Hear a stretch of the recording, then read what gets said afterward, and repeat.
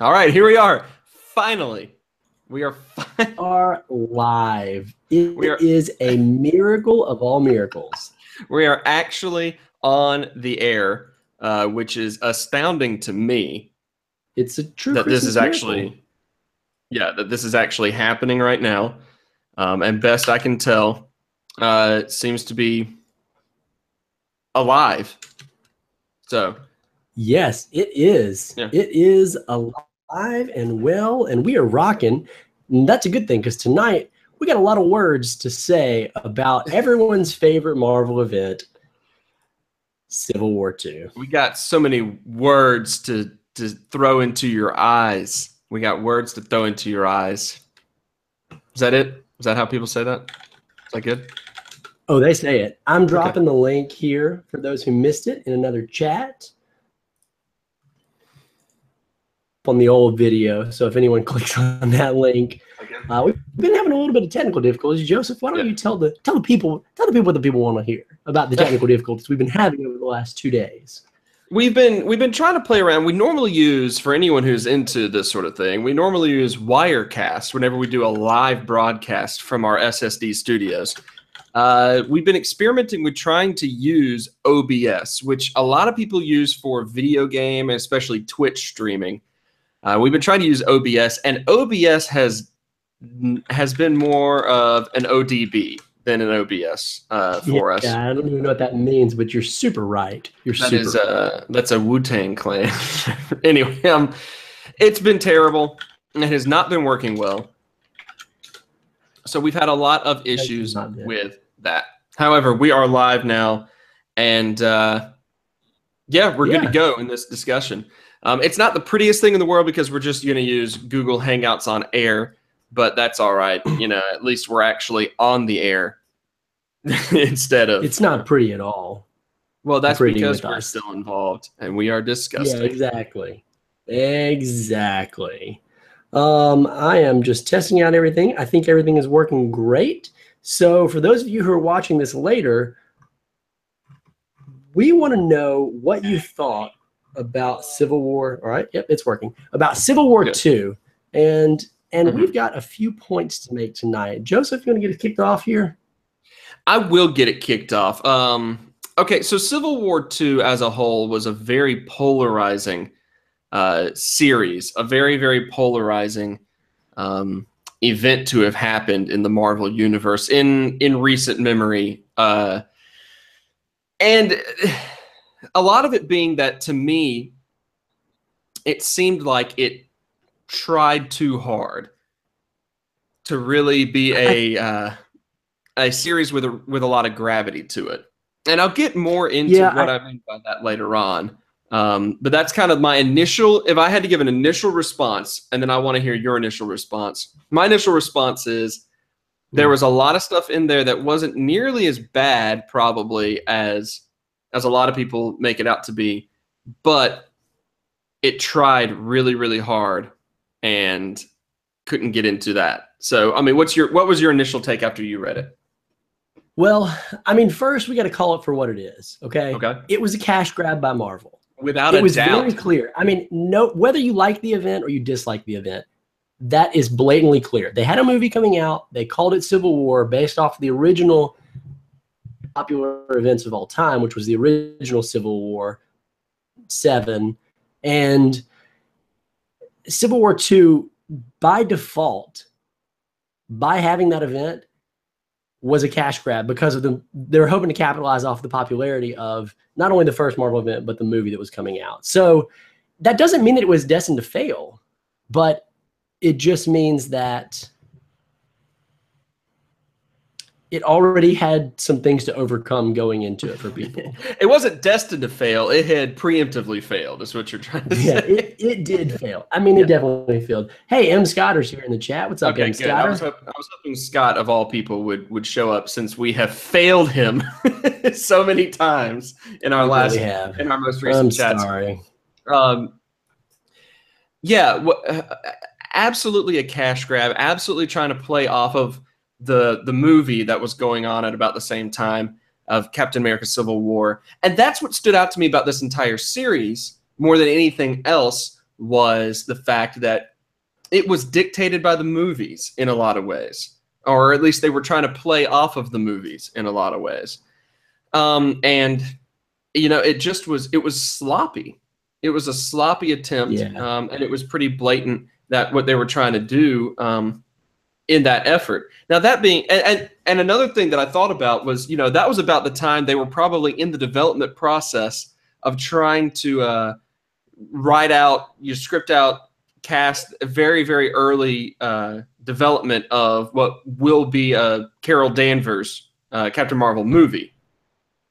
And so I know that she's a very popular character, and in particular, she is, one of Marvel's big-time female heroes, which is really important. But I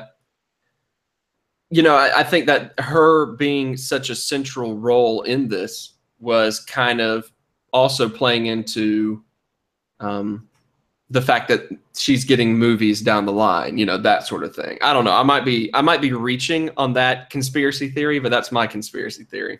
I mean, it's certainly possible. Marvel has made it pretty clear that they are trying to promote their MCU characters pretty hard in the comics. Obviously, the Inhumans have taken a forefront, and the X-Men have taken a back front.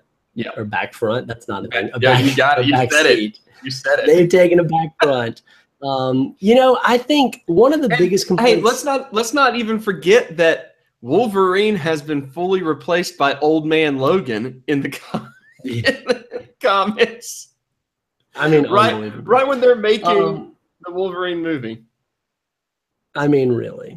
So one of the complaints I had about the event, one of the things that I felt like the first Civil War event in 2007 did better. I don't think that event did it super well either, but it certainly did it better, was this idea that the reader was the one who was supposed to determine what side was right.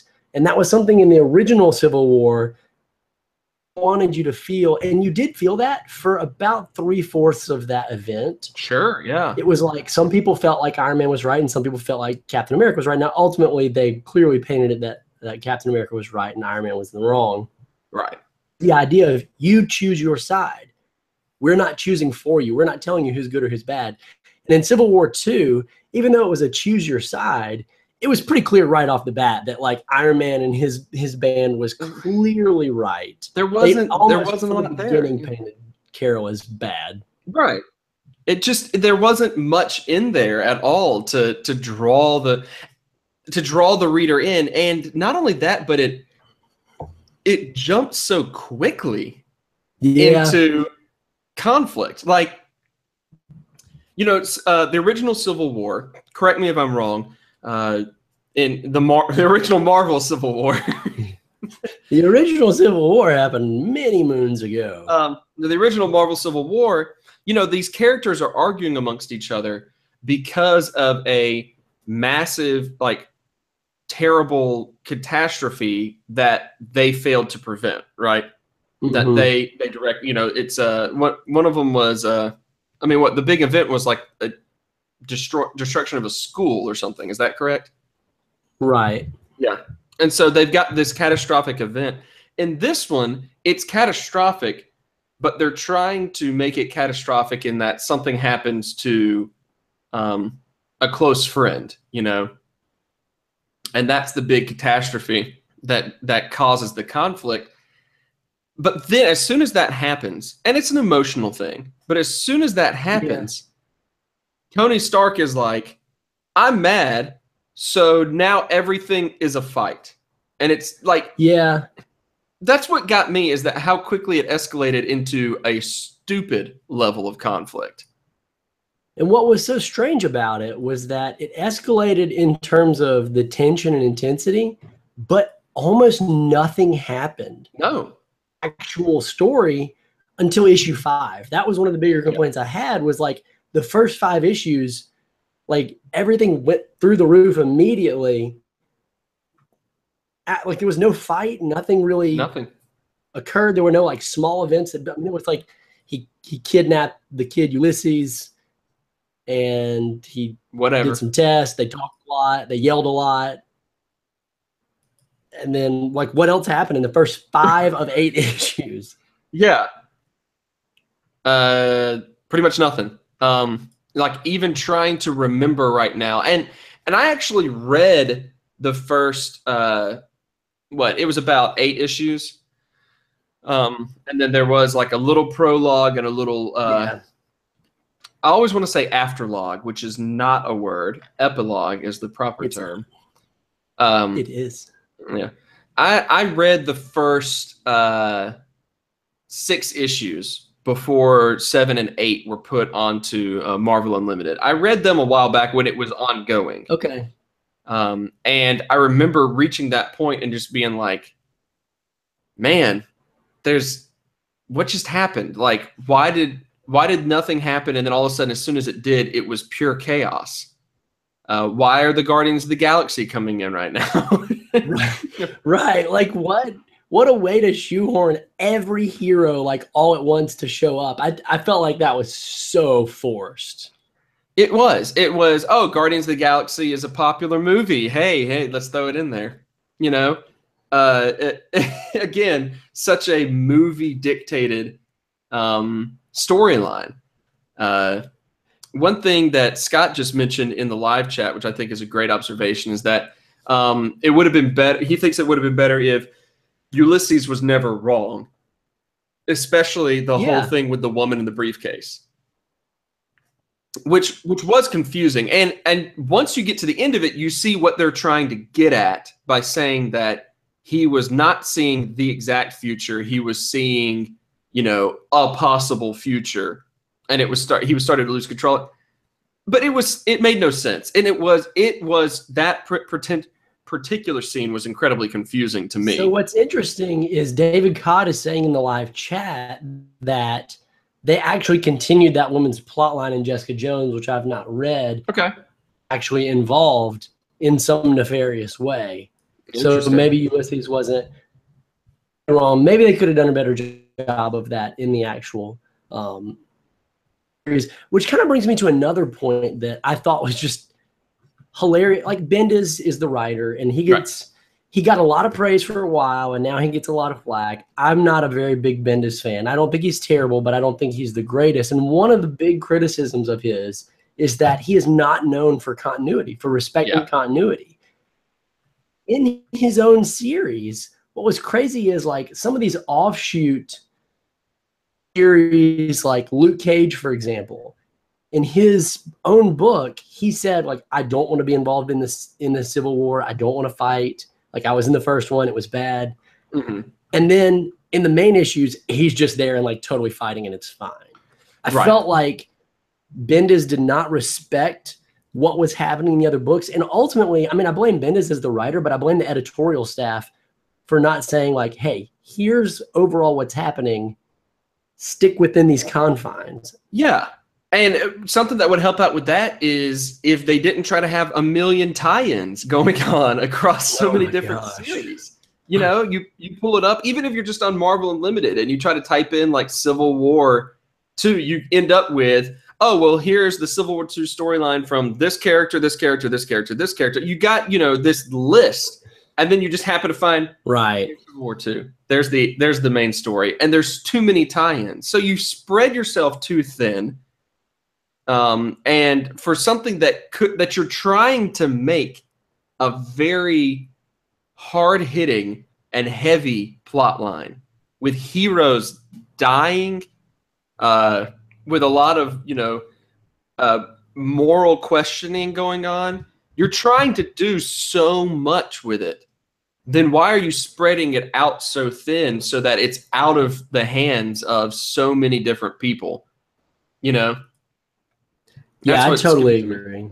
That's what makes it not entirely Bendis's fault, but also it still is Bendis's fault. Right. Like you made the Hulk observation, right? Right. So in the Hulk, which I read all of the Hulk leading up to this point, but it's my understanding that in the Hulk, he had developed a way to completely keep himself from turning into the Hulk. Like, I don't even know if it was possible at that point for him to turn into the Hulk. It's like Bendis ignored all that continuity, all that development. They're just like, no, I can still turn into the Hulk, and I'm going to turn into the Hulk. it just ended up, I don't know. I felt like all of that felt just so the continuity that was going on. David Cott again mentions that there was, it would have been good to include the fact that the Inhumans completely wrecked Tony's life. Mm-hmm. Seen it all in the main series, and I totally agree. Like that would have been impactful to show in the main series.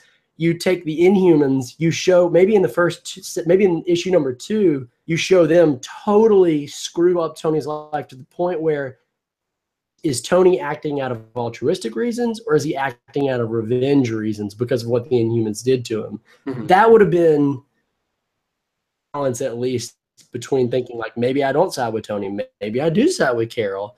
If they had done that combined with motivation of, you know, making him always right in a more compelling what side do I choose? I don't know. Yeah. Situation. Yeah, exactly. It's they had too much going on, not enough in the main story. One of those things that I wonder if they're trying to bank it towards, you know, being able to sell some. If they're trying to bank it towards being able to sell some big books that included a lot of the side stories with it, you know, and yeah, not great execution. That's really more than anything else. It's not great execution. Not saying it was a great idea to begin with to try to do another for sure. No. I mean Minority Report and tons of other things have done. Yeah, you know, Philip K. Dick wrote the short story Minority Report in the 1950s. Right. So we've had this concept for forever now. It's not revolutionary. That's one thing that kind of that hit me with the first time I was reading it. I was like, okay, I mean, are they going to do something different with this? You know, and they kind of didn't. But I will say this. I do think that once the conflict itself was fully going on, I think that it got better. I definitely agree. Some of the fighting was enjoyable to see. The banter back and forth was fun. And when I had with like the actual conflict was the weird fact that Ulysses evolved beyond humanity and went to be a part of Infinity. Is that David might know if he's read more, M. Scott or someone who's read beyond this point in Marvel? Like what a weird and ultimately kind of stupid to me that like an Inhuman who just like evolves into a god of sorts. I don't know. I thought that was really lame. That's because he was a student at the Ohio State University. Go Buckeyes. Yeah, well, you know, Ezekiel Elliott, Dallas Cowboys, America's team. I'm with you. Yeah, Ezekiel Elliott. We don't have to get into it, but he punches women. So we've got this whole issue going on. He didn't punch a woman. It was sexual assault, I think. It was bad either way. All right. So you got this whole thing going on with Civil War II in which it's trying to bite off too much, not putting enough in the main storyline to make it make sense. What are some of the positive things that you saw in it, though, Tyler? Because I mean, as I mentioned, I thought it went pretty well, and as it went on, I thought it got better. And for all of like the mistakes made in the Hulk storyline part of it, I thought the way the story was told, cutting between the courtroom and the actual event, I thought that was pretty interesting. It made for probably the most overall compelling issue in the whole series, because you were kind of like, who's on trial, what happened, what's going on, and it builds up to this very, very interesting event. I thought that was one of the things that I enjoyed, at least. Yeah, for me, the few things that I enjoyed, and let me be clear, there were few that I enjoyed. I don't love the fact that Hawkeye was the one to kill the Hulk. Sure. But if I can just accept that and move forward in the story, his plot point in there was definitely the most compelling about like his history. Should he go to jail? Like you said, the trial, the people, you know, basically saying like he definitely did it, but was it that he made to do it, and was it the right thing, even though it was clearly murder? Right. I thought that was a really compelling, interesting way to take that, and that my favorite part of it. I also did enjoy. I mean, everybody likes this. It's overplayed, obviously. It's been, I don't know how long we've had this, going back to the, but hero versus hero is always somewhat fun, because as a fanboy, you always want to be like, well, who would win in a fight? Would, you know, Storm or whoever you want to toss out there. And it's fun. It's always fun to see those play out, even though it was a little bit of a contrived reason to fight, and the Guardian showed up and everything. And of course, everyone was holding back to a degree because these are their friends. It was still fun to read. I had a good time with it. Yeah, that, you know, it had good action. It had weird. It makes sense, you know, looking at the fact that the Inhumans ruined Tony Stark's life, as to why at the end of things you have a legitimate understanding of like how Tony and Carol Danvers might actually kill each other, you know? Yeah. But you know, if you don't have that, if you're just reading the main storyline, you're just kind of like, man, Tony and Carol like hate each other. Like they obviously just flat out. They've never been. No, and so it just was it kind of blew up out of that. Another thing about it that is either a positive or negative. I don't care enough about the events after the storyline. I don't keep up with them enough to know if it's a positive or negative. But so much of this was a setup for the whole Secret Empire storyline. Like, I don't know, Tyler, did you read like the epilogue comic of? I didn't read the epilogue. I did find myself thinking, and maybe somebody can answer this for me. I haven't read Secret Empire. I'm planning to once it's all out in trades or probably on Marvel Unlimited. Mm-hmm. But I did find myself thinking, you know, there was all this talk of Miles Morales. Hold on just a second there. Okay. You started lagging really badly, so I want you to repeat that thought. So when I was reading, we obviously have the benefit of hindsight to see now, like, oh, Secret War is happening, or is happening. Captain America's bad. And it made me wonder, we saw in that event with Miles Morales and Captain America, there has taken place or is going in Secret Empire. I don't know. Maybe someone can answer that for me if they've read any of that Secret Empire stuff. Yeah. If you've read that, I think the question, I just turned down my video quality in case anyone is watching and is curious to try to, as to why I look like a NES rendered character right now.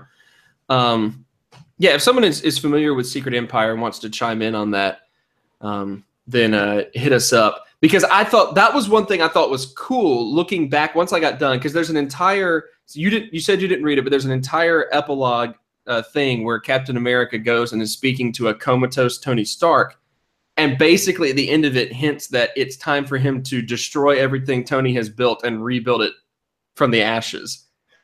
Interesting. Okay. In a Secret Empire setup sort of way. And he talks a lot about how like he just kind of is in the shell of Steve Rogers, and he's not really Steve Rogers type thing.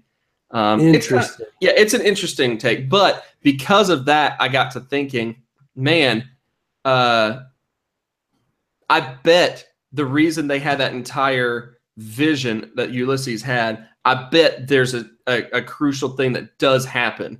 Because up until then, you're kind of like, oh, exactly what you're thinking. Oh, well, it was a wrong thing. Maybe they'll bring. You get to the end of it, you read Captain America's talking to Tony Stark, and you're like, oh, gosh, yeah, that must be what they were hinting towards. They were hinting towards something on there. And it looks like in the live chat, they're saying that it does come back up again.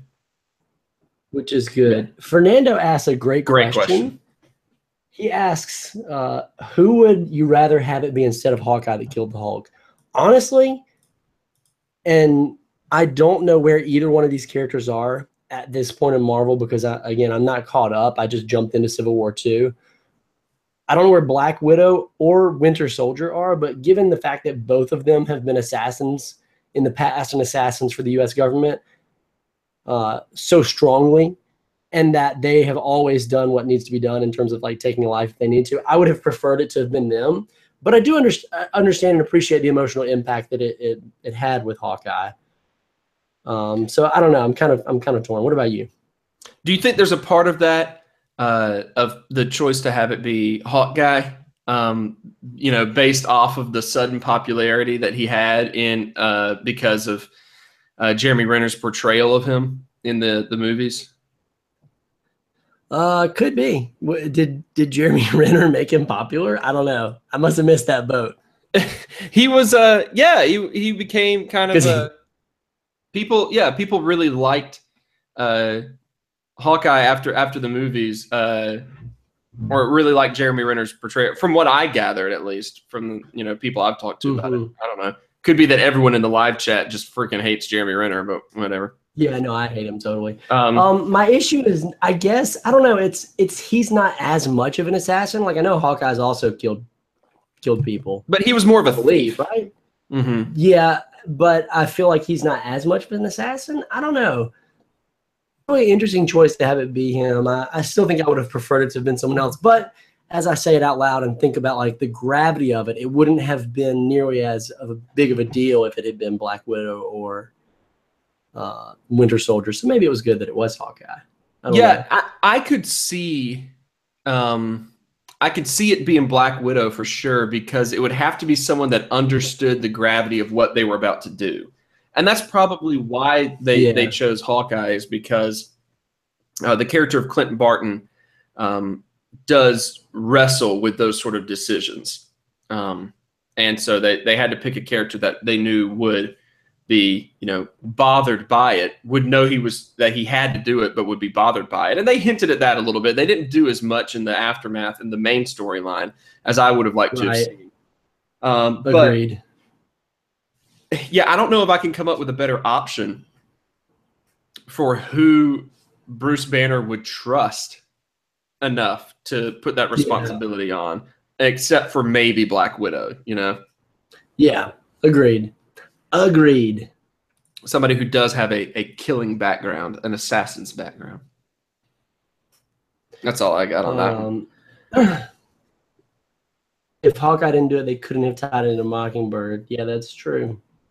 That's Again, true. I've heard great things about Mockingbird. Again, more tie-ins. I know, all of the tie-ins. Well, that was pretty much all my thoughts on Civil War II. So if you in the chat, or if you're watching this later, had to score Civil War II as an event in Marvel on a scale of 1 to 10, where would you score it? That's a great question. I really like that question. Answer in the live chat, answer in the comments. I'm going to think for a moment before I give my answer. I don't know if you have a good rating for yourself, I've Tyler. got one. Okay. I feel like I first have to explain my rating scale because everyone's scale is just slightly different. Not mine. Mine fits the standard deviation of 1 to 10 and everything. So okay. Well, for me, anything under a 6 is just not readable. Anything under a 6. Interesting. 6 to 7, sickly garbage with a very, very few redeemable qualities. It's like that was a decent read. It had a lot of problems, but I got some entertainment out of it. 8 to 9, incredibly entertaining with a few problems. 9 to 10, nearly perfect. Yeah. So it basically what you're saying is that it takes more for you to be drawn into a story. Like you can't just pick up a generic book and just start reading and just go, yeah, sure, I can read this. Like some people can. Right. Okay. So, and most of what I read generally is between a 7 and an 8 or an 8 and a 9. Yeah. Very few books are on the outliers. But for me, this was honestly right at a 7. I mean, maybe a 6.8. 6.8 to 7, somewhere in the upper 6s. 7 max, because I just felt like it had so many problems. It wasn't compelling. I felt like it was not. It lacked the gravitas that I was hoping for. Solid use of Moments. gravitas. Thank you. I did find moments of enjoyment. Yeah. A few moments of redemption, but overall, I'd say it was one of Marvel's weakest events that they've had in recent memory. And I don't really have that sort of knowledge to compare it to. Just, being a guy that doesn't read comics in the same level as you and most of the people that would watch the channel. But as someone who is a big fan of good storytelling, as someone who is a big fan of compelling, compelling plot lines, compelling twists, and good artwork as well. Like I don't think I don't know how to, rate a comic. I just don't read them as often. So that being said, I would go with a more standard 1 to 10, with rating for me. Like 5 would be right in the middle, just really mediocre. Anything better than 5 is, all right, that was good. You get up to the top and it was really good. Okay. Less than 5 is subpar. If I was going to stick with that, I would say, I'd put it right at a 5. Okay. And the thing is, I would be willing to drop it a point. I would not be willing to raise it a point. Because they're just, at the end of the day, I felt like they were trying too hard. It was not you compare it to something that, my current obsession is the, Matt Fraction, David Asia, Hawkeye, right? So good. It's so good. And so much of what makes it so good is that they just had this idea of the tone of it, and they just went with that. And it was a simplistic, there was minimal dialogue, which was very interesting. Like, you very rarely had a lot of conversation going, which, as you've explained to me, is Bendis is all about talking. Yeah, he is. Yeah, he is. So, like, you compare those two. Obviously, Hawkeye is like an award-winning book, so it's, it's gonna win out. But it's at the top of its game, and it's a 10. Yeah, it's a 10 easy. I'm putting it at a 15 on my scale of 1 to 10. Yeah. It's the only omnibus that I own. Yeah. So that says a lot. Yeah, exactly. Like, the guy that doesn't collect comics went, I like that so much, I need to buy it. Yeah. So with Civil War II, I'd be willing to drop it some because there's just too much. It's trying too hard. It's trying to cram too much in there, and it's trying to bank so much off of movie popularity. So I'm putting it right at a 5. Tyler, what is the live chat saying? We've got David Kai giving it a 6. We got M. Scotter giving it a 7. And Fernando wanting to know about rereadability. I got to be honest, I see myself rereading this event.